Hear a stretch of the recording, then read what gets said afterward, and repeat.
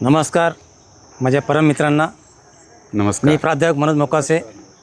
आज या ठिकाणी निसर्गरम्य वातावरणामध्ये उन्हाच्या तडाख्यामध्ये एका सावलीमध्ये आम्ही व्याख्याते आमचे मित्र साहित्यिक डॉक्टर संजयजी गायकवाड सर, किशोर पंचक्रोश शिल्ले, सर्वांचे लाडके मामा कांबळे साहेब. आज मी गायकवाड सरांना थोडीशी माहिती विचारतो आहे की मी छत्रपती शिवाजी महाराजांची अनेक पुस्तकं वाचले, छत्रपती संभाजी महाराजांची अनेक पुस्तकं वाचले, महात्मा ज्योतिराव फुले वाचले, डॉक्टर बाबासाहेब आंबेडकर यांना अतिशय वेगळ्या पुस्तकातून जवळ करण्याचा प्रयत्न केला. शाहू महाराज, कोल्हापूर संस्थानचे राजे यांच्यावरसुद्धा मी अनेक पुस्तकं वाचले. परंतु असा हिंदुस्थानचा एकमेव राजा की ज्या राजाने डॉक्टर बाबासाहेब आंबेडकरांसाठी एक वेळेस नाही ते 3 वेळा शिष्यवृत्ती दिली होती. ज्या सयाजीराव गायकवाडने महात्मा ज्योतिराव फुले यांनी शिक्षणाची गंगा बहुजनाच्या दारादारात सर्वात अगोदर या हिंदुस्थानमध्ये बहुजनांच्या मुलामुलीसाठी सुरू केली, त्या संस्थेला, त्या एक चांगल्या कार्याला सयाजीराव गायकवाड यांनी आर्थिक मदत करण्याचं काम केलं. एवढंच नाही की ज्योतिबा फुल्यांच्या निधनानंतर सावित्री फुले आणि यशवंत यांची आर्थिक परिस्थिती ज्यावेळेस डब घायला गेली त्यावेळेस सयाजीराव गायकवाड यांनी सावित्री फुले यांना 100 रुपये पेन्शन सुरू केली. परंतु सयाजीराव गायकवाड यांचं शिक्षण, बालपणी शिक्षण कशा पद्धतीने घडले, जसं आम्ही छत्रपती शिवाजी महाराज, राजमाता जिजाऊसाहेबांकडून कसे घडले हे माहीत करून घेतलं, इतिहासाने आम्हाला माहीत करून दिलं. छत्रपती संभाजी महाराज जे जगातला एकमेव पराक्रम राजा म्हणून आम्ही त्यांना म्हणतो, त्यांना राजमाता जिजाऊसाहेबांनी, शिवाजी महाराजांनी घडवलं, मडवलं. परंतु सयाजीराव गायकवाड यांच्याबद्दल आम्हाला जी माहिती हवी होती आजपर्यंत ती मिळू शकली नाही. इतकं महान कार्य करणारे सयाजीराव गायकवाड भारद्वाज संस्थानचे राजे, त्यांच्याविषयी डॉक्टर संजय गायकवाड सरांना विनंती करतो की आम्हाला थोडीशी माहिती द्यावी. प्राथमिक शिक्षणाविषयी. ठीक आहे. तर मित्र सस्नेह नमस्कार. मी डॉक्टर संजय गायकवाड.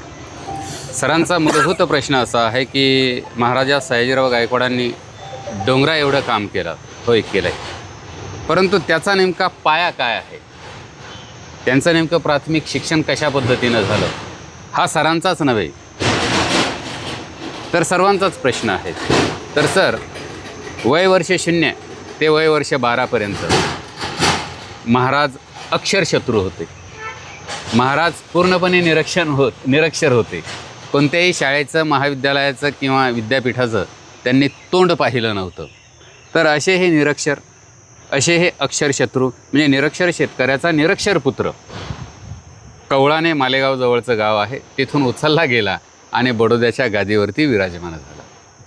आणि तो विराजमान झाला तो त्याच्या अंगी असलेल्या मूलभूत कौशल्यामुळं. कारण जेव्हा त्याला विचारलं की इथे कशासाठी आलास, त्यांना विराजमान करण्यासाठी जसे करवडची राणी काय घाडगे कुटुंबातील राजश्री शिव महाराज यांना दत्तक घेतलं गेलं होतं, तसा काही प्रकार झाला होता. यस, अगदी बरोबर. कारण झालं असं होतं की बडोद्यामध्ये खंडेराव महाराज आणि महाराणी जमनाबाई या तेथे गादीवरती होत्या. जमनाबाईंच्या अगोदर त्यांना 2 बायका होत्या खंडेराव महाराजांना, परंतु दोन्हींचाही मृत्यू झाला, एकीलाही मुलबाळ नव्हतं. आणि मग त्यानंतर पुढे त्यांचा मृत्यू झाला आणि जमनाबाई गरोदर होत्या, परंतु जमनाबाईंना मुलगा होईल असं वाटत असताना मुलगी झाली. मग तो दत्तक पुत्राचा तो एक मोठा एपिसोड आहे, तो आपण नंतर कधी घेऊया. पण तूर्त त्यांना दत्तक घेतल्या गेलं. हां, तेच महत्त्वाचं आहे. अगदी बरोबर. आणि दत्तक घेतल्यानंतर त्यांच्या शिक्षणामध्ये महत्त्वपूर्ण भूमिका बजावली ती महाराणी जमनाबाई. आणि एक मुत्सद्दी दिवाण होते टी माधवराव, त्यांनी अगोदर त्रावणकोर आणि इंदूर संस्थानामध्ये दिवाण म्हणून काम बघितलं होतं. टी माधवराव त्या ठिकाणी होते. आणि एक शिक्षक होते त्यांचे गुरुवर्य, ज्यांना नियुक्त केलं होतं, ते होते F.H. Elliot. He was an Irish. ते आयरिश पर्सन होते, परंतु मोठे होते. वराड प्रांतामध्ये ते शिक्षण संचालक होते. आणि त्यांच्या अगोदर 6 महिने केशवराव मास्तर होते, रतनराम मास्तर होते, जोशी सर त्या ठिकाणी होते. आणि यांनी काय केलं तर त्यांची जडणघडण सुरू केली. याच्यामध्ये यांनी काय केलं, त्यांना मराठी भाषा येत होती, बडोदा गुजरातीत होतं, गुजराती भाषा यायला पाहिजे होती म्हणून गुजराती भाषाही शिकवली. परंतु त्यांच्या लक्षात आलं की हे मर्यादित आहेत. मग टी माधवरावांनी ब्रिटिश गव्हर्नरांशी संधान साधलं आणि इलियटची नियुक्ती केली तिथे. आणि मग इलियटने काय केलं, बांधकाम केलं पब्लिक स्कूलवरती, ब्रिटिशांच्या पब्लिक स्कूलवरती बांधकाम केलं आणि ते बांधकाम करून तेथे त्यांना शिकवलं.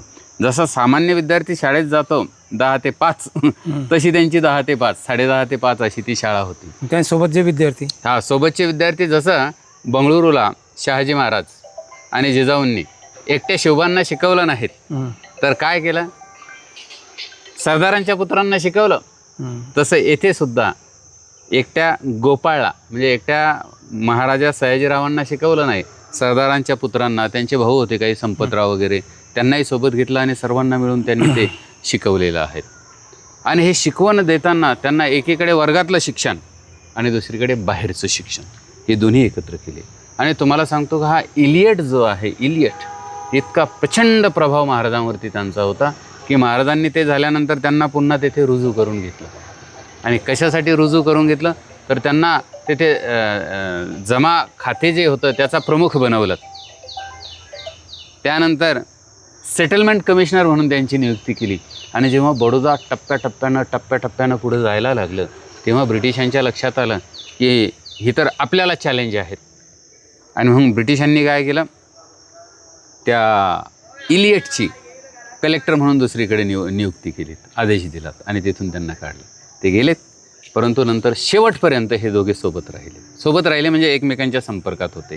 आणि इलियट त्या ठिकाणी असं म्हणतात बघा की प्रगती जी होती यांची ती खूप चांगली होती, परंतु पुस्तकी शिक्षणापेक्षा यांना मैदानी शिक्षणात अधिक रुची होती, अधिक आवड होती.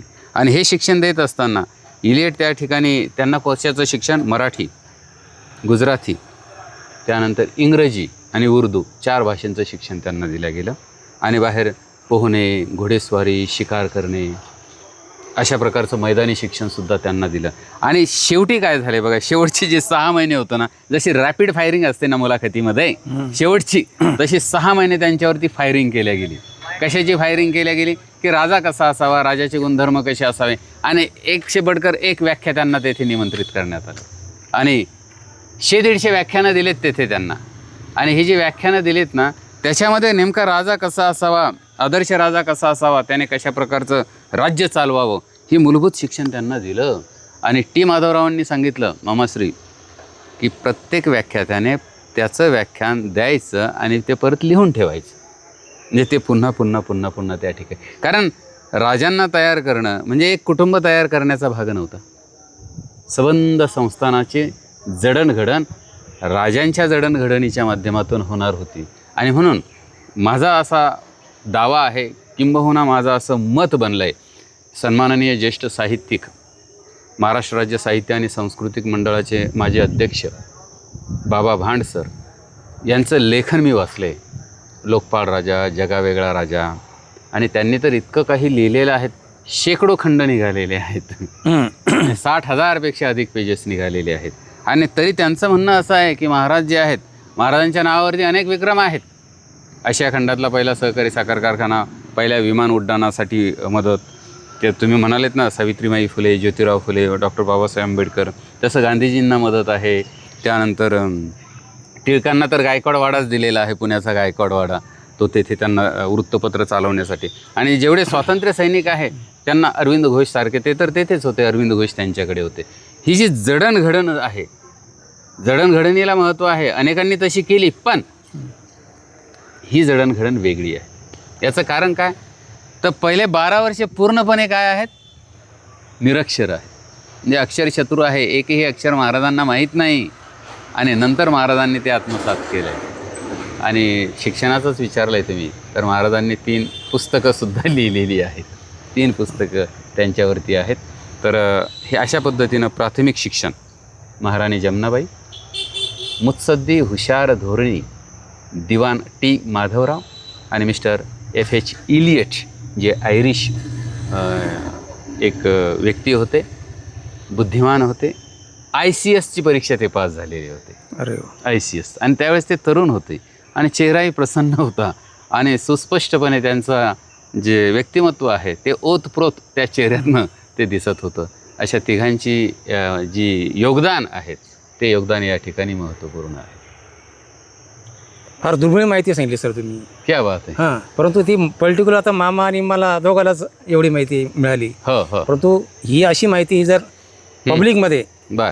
किंवा समाजामध्ये जर पोहोचली, जसे वेगवेगळ्या महामानवाच्या पुस्तकाच्या माध्यमातून माहिती पुरवली गेली, बर व्याख्यानाच्या माध्यमातून पुरवली गेली, बर तशी सयाजीराव गायकवाडांची ही जी माहिती आहे, हे जे कार्य आहे, हे कार्य सर्वांपर्यंत पोहोचायला पाहिजे. हां, त्याचा प्रचार आणि प्रसार व्हायला पाहिजे. म्हणजे ही जबाबदारी सामूहिक आहे. हां, लेखकांनी आपल्या खांद्यावरती आपल्या आपल्या लेखणीतून ती उतरवावी आणि वक्त्यांनी आपल्या वाणीतनं ती जनतेसमोर न्यावी, असं सरांचं मत आहे.